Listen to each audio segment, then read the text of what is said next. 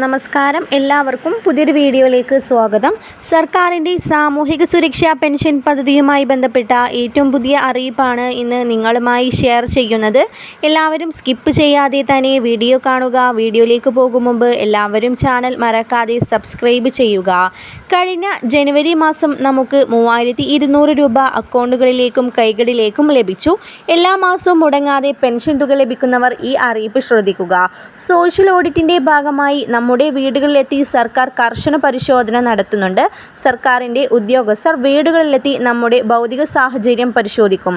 ഒരുപാട് പേര് ഇനി പെൻഷനിൽ നിന്ന് പുറന്തള്ളാൻ സാധ്യതയുണ്ട്.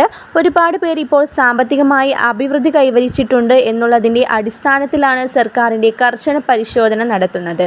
സർക്കാർ ജീവനക്കാർ തന്നെ അനർഹമായി തുക കൈപ്പറ്റുന്നു എന്നുള്ളതിൻ്റെ അടിസ്ഥാനത്തിലാണ് ഇത്തരം പരിശോധന.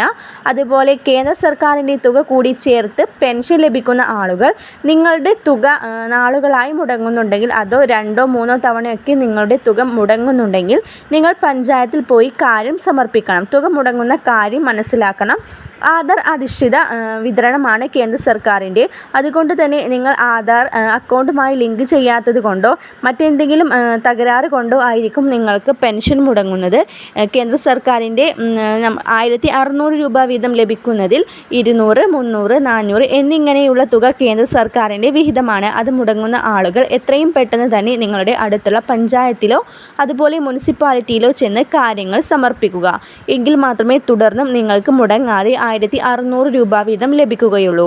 വരും ദിവസങ്ങളിലെ ക്ഷേമ പെൻഷനുമായി ബന്ധപ്പെട്ട അറിയിപ്പും സർക്കാർ സംബന്ധമായ വിശദമായ എല്ലാ അറിയിപ്പും കൃത്യമായി തന്നെ നിങ്ങളിലേക്ക് എത്തിക്കുന്നതാണ്. എല്ലാവരും ചാനൽ മറക്കാതെ സബ്സ്ക്രൈബ് ചെയ്യുക.